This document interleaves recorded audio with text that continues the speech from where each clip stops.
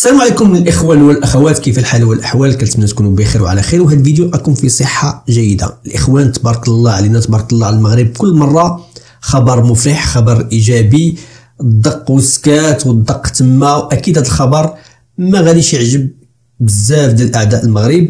الخبر ما هو؟ نشوفوا جوج مقاطع كيفسروا كيشرحوا اكثر واكثر هذا الخبر. الخبر وهو ان في الامم المتحده تم اعتماد واحد المقترح قدمه المغرب وامريكا حول الذكاء الاصطناعي وكيفاش الاستفاده من الذكاء الاصطناعي، وكذلك الاستثمار فيه لانقاذ الشعوب الفقيره، وفي نفس الوقت الحيطه والحذر منه. غتقول لي وحنايا واش غيفيدنا هذا القرار هذا وهذا المقترح؟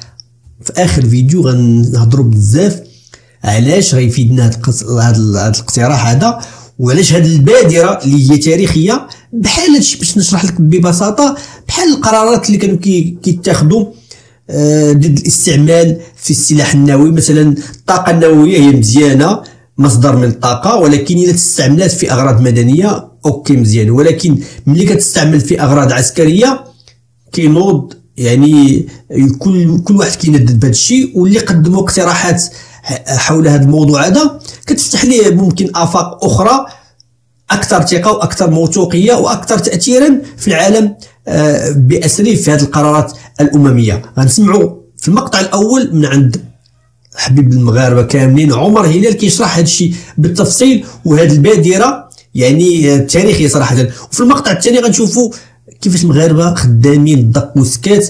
هذا الشيء كيفاش جا، كيفاش هذه الخدمه النقيه دارها المغرب على لسان واحد الدكتوره مغربيه امال الفلاح بن صغروش. يعني هي دكتوره ديال واحد المركز ديال الاي اي موفمنت في المغرب، ولكن هي اكسبير خبيره في اليونسكو وكذلك استاذه في لا سوربون. كيفاش المغرب يهز معاه حتى افريقيا لانه كيتكلم باسم افريقيا. واحد جوج مقاطع يعني صراحه درت واحد المجهود في الترجمه قبلوا عليها. والمهم هو انك تستمتع بهم وتنال الراي ديالك في الاخر نشوف كيفاش غيفيدنا هذا الشيء وهذه الثوره اللي غادي بها المغرب. الا كنتي اول مره دير واحد لايك واشتراك. شكرا بزاف الناس كيديروا لايك قبل هذا الفيديو. اسمع الفيديو، اسمع عمر هلال ولا امال، ونتلاقاو في الاخير نشوفوا كيفاش غيفيدنا هذا المستجد. خليكم. Nécessité de poursuivre les discussions sur les approches de gouvernance appropriée de l'IA qui soient fondées sur le droit international, inclusive et adaptée aux différents besoins et capacités des pays développés et ceux en développement. Et pour en parler, nous sommes avec l'ambassadeur représentant permanent du Maroc auprès des Nations Unies, Omar Hilal, en direct de New York. Excellence, bonjour et merci d'avoir accepté notre invitation. Bonjour. Alors, tout d'abord, quel est l'enjeu de cette résolution onusienne sur l'intelligence artificielle présentée par le Maroc et les États-Unis? Il n'y a pas qu'un seul enjeu, il y a plusieurs. Je pourrais compter 4 enjeux. Tout d'abord, premier enjeu est politique, parce que nous avons constaté ces dernières années, il y a une prolifération de réglementations, d'initiatives. Il y a eu des sommets à Washington, à Londres. Il y a également une déclaration au code de conduite du G7. Il y a également une déclaration un document de l'UNESCO.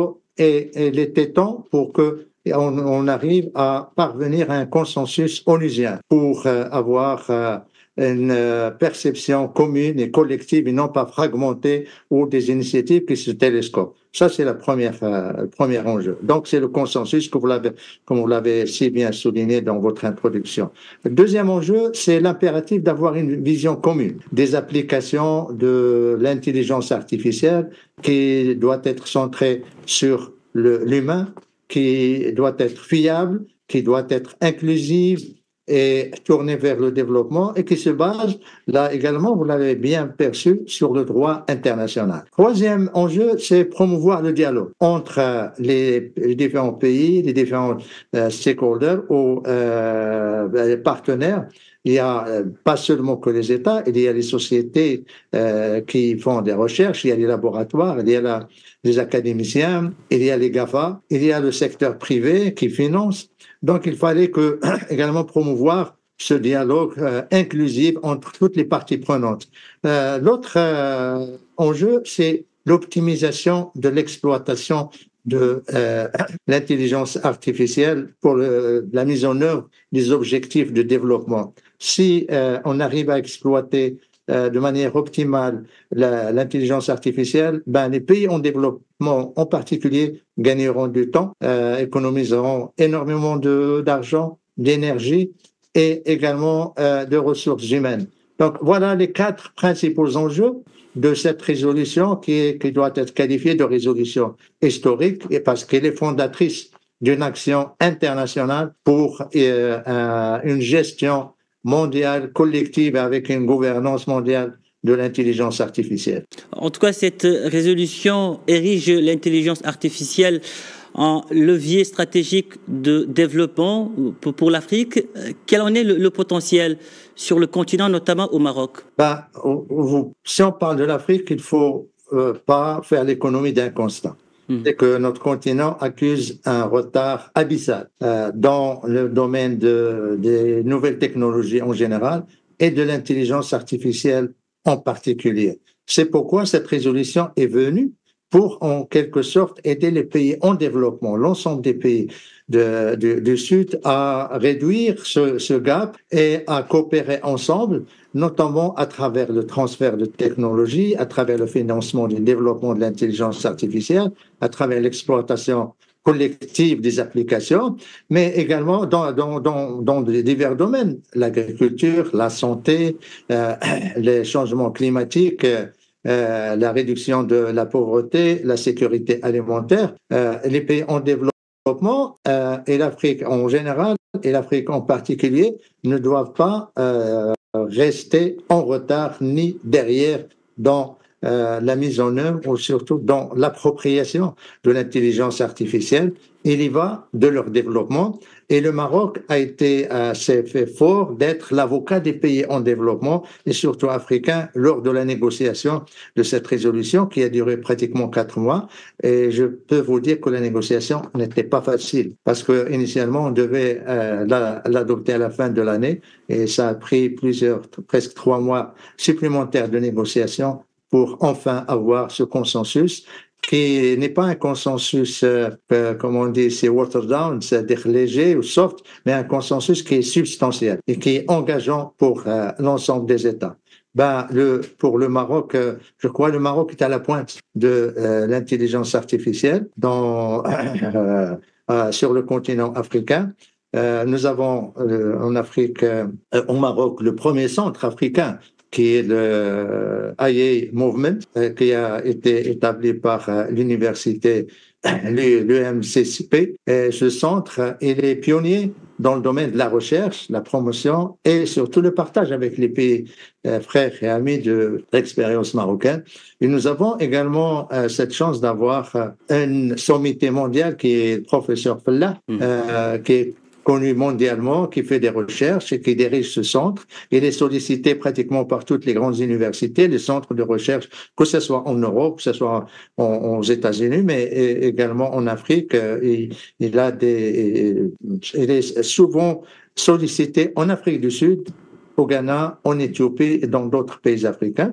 Et le Maroc, dans le leadership de l'intelligence artificielle sur le continent, va abriter au mois de juin le premier sommet de l'intelligence artificielle qui sera organisé conjointement avec l'UNESCO à Rabat, Inch'Allah. Donc, comme vous voyez, nous sommes proactifs, dynamiques, mais nous sommes solidaires avec les pays du Sud parce que le développement du Sud également est au cœur de la stratégie de Sa Majesté le Roi Lanso pour un continent qui se prend en charge et on ne peut pas se prendre en charge si on laisse de côté le reste des membres de notre continent. Omar Hilal, merci pour toutes ces précisions. Je reçois Amal El Fallah Segrouchni, présidente exécutive du Centre international d'intelligence artificielle du Maroc. Bonjour. Bonjour. Alors, vous incarnez une ambition, pas que pour le Maroc, mais pour l'Afrique, d'intelligence artificielle pour l'ensemble du continent. Oui, en fait, l'objectif du centre qui s'appelle AI Movement, qui est donc un mouvement de l'intelligence artificielle vers une intelligence augmentée pour le Maroc et tout le continent africain. Le Maroc souhaite être, à travers ce centre, être une locomotive sur le continent pour développer l'intelligence artificielle, une intelligence artificielle éthique, responsable, de confiance. C'est inédit sur le continent ou pas? Oui, tout à fait. C'est vrai, il n'y a pas d'autres initiatives comme ça? C'est le seul centre de catégorie 2 de l'UNESCO sur le continent africain. Donc labellisé par l'UNESCO, pôle d'excellence. Tout à fait. Centre d'excellence labellisé par 194 États membres en novembre dernier. Et il a pour mission et pour ambition de développer une IA éthique et responsable sur tout le continent africain. Rattaché à l'université Mohamed VI, l'université polytechnique. Le centre AI Movement est un centre de l'université Mohamed VI Polytechnique. Quand même surprenant que ce soit inédit. Afrique du Sud, il n'y a rien. Dans l'Afrique anglophone, il n'y a rien. Il y a des centres d'intelligence artificielle, mais nous, ce qu'on veut, c'est être un vrai hub, une vraie locomotive sur tout le continent africain. On a une dimension africaine qui est portée aussi par l'université Mohamed VI Polytechnique. C'est le seul centre, la labellisation de l'UNESCO, l'UNESCO ne labellise qu'un seul centre par région, et là, la région, c'est l'Afrique. D'accord. Alors, vous avez un parcours particulier, vous avez été plutôt formé dans les universités françaises, Sorbonne, etc. Et vous avez donc décidé de revenir au Maroc pour cette ambition. Oui, alors je suis rentrée au Maroc il y a 3 ans parce que je pensais que c'était le bon moment pour créer. J'avais écrit un article dans les colonnes de Sorbonne Université qui plaidait pour le fait que l'innovation en intelligence artificielle partirait d'Afrique. Et aujourd'hui, je suis convaincue que le Maroc et l'Afrique ont des atouts inestimables pour vraiment prendre et jouer tout leur rôle au niveau mondial dans le domaine de l'intelligence artificielle. Concrètement, ce centre-là, à l'université Mohamed VI Polytechnique, c'est quoi? Il y a combien de chercheurs Alors, on a démarré il y a 2 années. Donc, c'est un centre relativement jeune, mais qui a une très grande ambition. Aujourd'hui, on a une 60aine de chercheurs et on vise à devenir un vrai leadership, avoir un vrai leadership. 300, vous voulez, chercheurs? Oui, tout à fait. 300 chercheurs à horizon de 2025. Ouais. Pas que marocains? Pas que marocains. L'université Mohamed VI Polytechnique a à peu près 20% des étudiants sont africains. De l'Afrique subsaharienne aujourd'hui. Mais nous, on a une volonté de s'ouvrir sur toute l'Afrique. D'ailleurs, aujourd'hui, il y a 2 ans, on a lancé un programme d'envergure avec l'UNESCO qui s'appelle African Women in Tech and Donc pour AI. les femmes. Pour les femmes. Et nous formons des femmes africaines au leadership dans le domaine de la tech et de l'intelligence artificielle. Et on les forme chez nous, sur le campus à Rabat. Alors, pour qu'on comprenne bien, est-ce que ça veut dire que dans votre centre, vous allez créer des algorithmes pour l'IA qui soient purement africains? Alors, nous allons créer des algorithmes qui résolvent des problèmes africains. D'accord. Nous avons des spécificités sur le continent qui ne sont pas... On traite des problèmes qui n'existent pas ailleurs. Par exemple, dans le domaine de la médecine, on a des pathologies, on a des choses qui n'existent pas en Europe ou aux États-Unis ou en Chine. Sur le traitement de la langue, on a des langues complètement différentes de ce qui existe sur les autres continents. On a des manuscrits qu'on doit traiter. On essaie de faire de la sauvegarde du patrimoine africain à travers des algorithmes très spécifiques d'intelligence artificielle. Et là, il n'y a que les Africains qui peuvent développer ces algorithmes et qui peuvent les appliquer sur des documents et des manuscrits africains. On peut imaginer aussi que vous exportiez vos algorithmes? C'est-à-dire que vous jouiez le jeu de la compétition mondiale là-dessus? Ah oui, alors justement, notre objectif, c'est d'utiliser nos compétences et nos atouts parce qu'aujourd'hui, comme vous le savez, sur le continent africain, 70% de la population a moins de 30 ans. Très jeune, ouais. Très jeune. Et donc, nous formons des jeunes. C'est notre objectif, c'est de créer des leaders africains dans le domaine de l'intelligence artificielle. Mais pas que pour l'Afrique, évidemment. Puisqu'on l'a bien vu dans différentes circonstances qu'on passe du local au global très rapidement. Vous regrettez quand même qu'il n'y ait pas de stratégie d'État d'intelligence artificielle, comme il y en a aux États-Unis, en Chine, en Europe, ça se met en place à travers les États membres. Pourquoi il n'y en a pas ni au Maroc, ni de manière plus globale en Afrique? Alors, il y a 2 niveaux. Il y a la stratégie, ce qu'on appelle la stratégie nationale, qui devrait être développée et mise sur la table pour le Maroc, par le Maroc. Donc on n'y est pas encore? On n'y est pas encore, mais je pense que ça va venir, enfin on l'espère en tout cas, et il y a la stratégie africaine. Moi, je me positionne sur une stratégie africaine, une feuille de route africaine. pour l'intelligence artificielle. Parce que je suis invitée un peu partout en Afrique, je discute avec mes collègues africains et nous sommes tous conscients qu'ensemble, on ira très loin, comme dit l'adage africain. Seul, on va vite, ensemble, on va loin. Et donc, en fait, aujourd'hui, ce qu'on veut, c'est créer un vrai écosystème à l'échelle du continent africain pour partager les connaissances, les bonnes pratiques, Ce qu'on veut, c'est des scientifiques comme vous, ou ça passe au niveau de l'État et des dirigeants? Alors, ça passe. Alors, on va organiser un événement important fin avril avec tous les protagonistes du développement d'une feuille de route africaine, donc avec l'UNESCO. De l'IA, avec l'UNESCO, on est accompagné par d'autres institutions, les académiciens, etc., les chercheurs, les start-upers. L'idée, en fait, c'est, pour faire de l'IA, il faut impliquer, c'est multi-acteurs, une stratégie nationale. Et donc, nous, ce qu'on veut, c'est mettre autour d'une table ou de plusieurs tables, pendant une semaine, des acteurs de tous bords pour définir cette feuille de route africaine. On veut être force de proposition. Le Maroc a la possibilité aujourd'hui d'être leader dans ce domaine.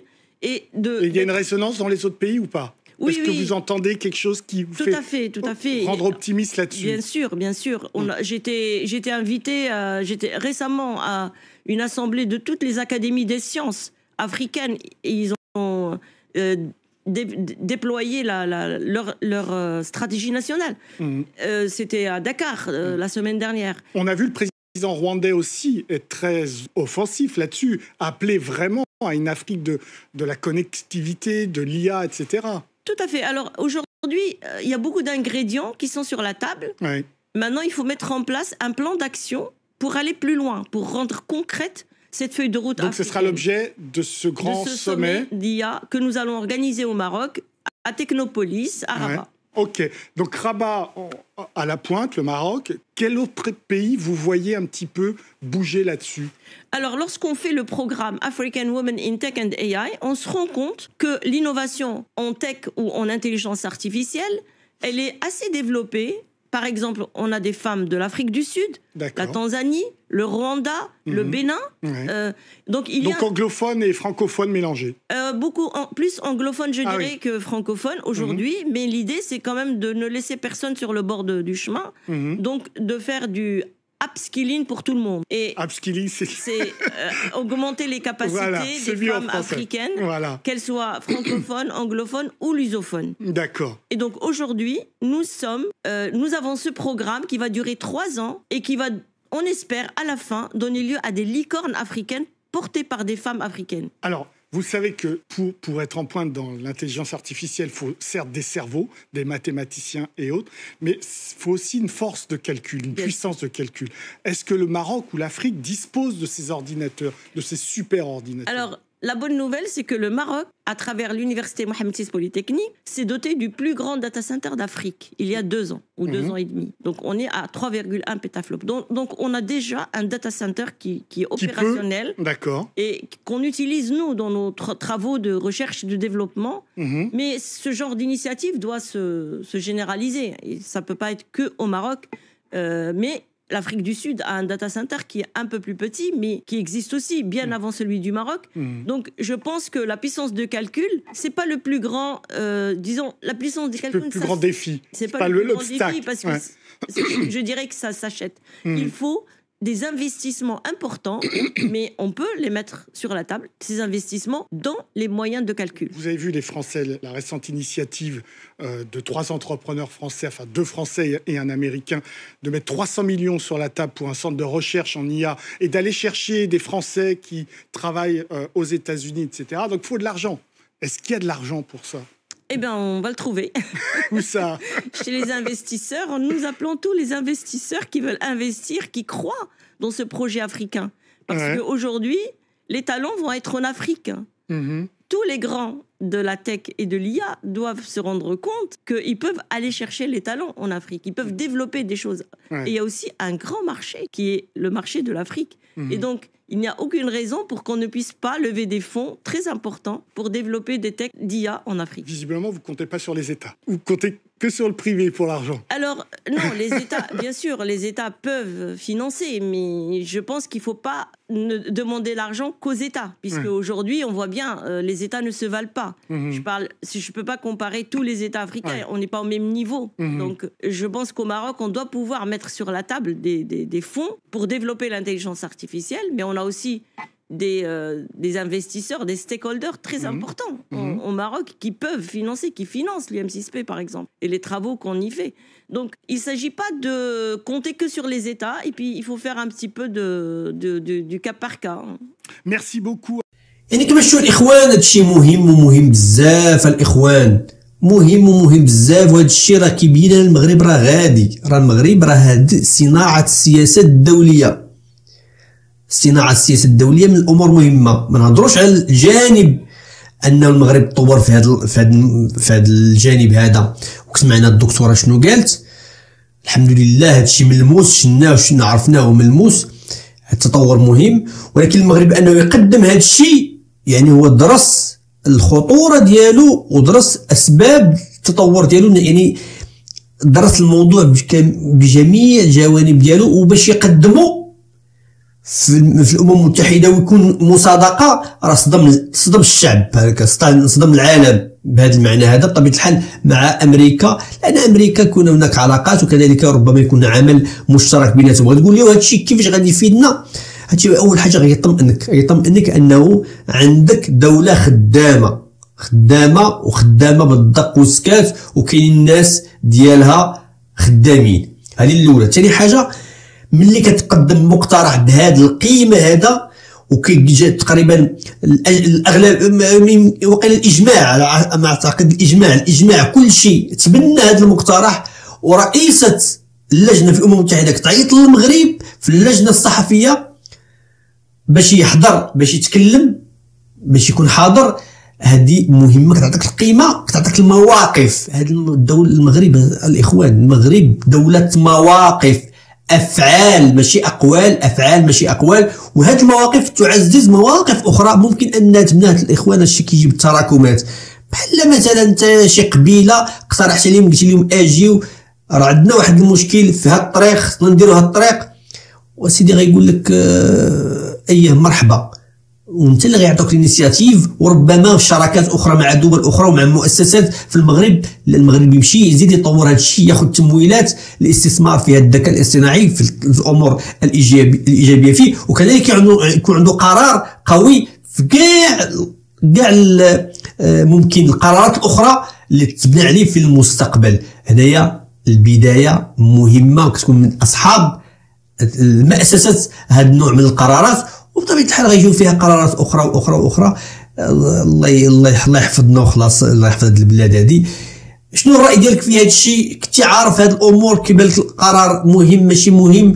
شنو بان لك افاق اخرى في المغرب؟ شنو بان لك في الدكتوره اللي هي اصلا صراحه جالت وطالت في اليابان، في دول، ولكن رجعت للمغرب، وهذو مولدات المغرب تبارك الله عليهم، وغادي كتقدم، وحتى الافارقه كتقدم حتى يعني دي فورماسيون، حتى التكوينات وماستر الافارقه. كاين هناك فيديوهات بحثت عليها صراحه. عطينا رايك مهم، وفي نفس الوقت عطيني مقترحات اخرى ديال هذا النوع ديال الدق والسكاس والدق تما بهذا المعنى. الى اللقاء فيديو اخر ان شاء الله. ما تنساش واحد الاشتراك ولايك، واللقاء فيديو اخر. تهلاو.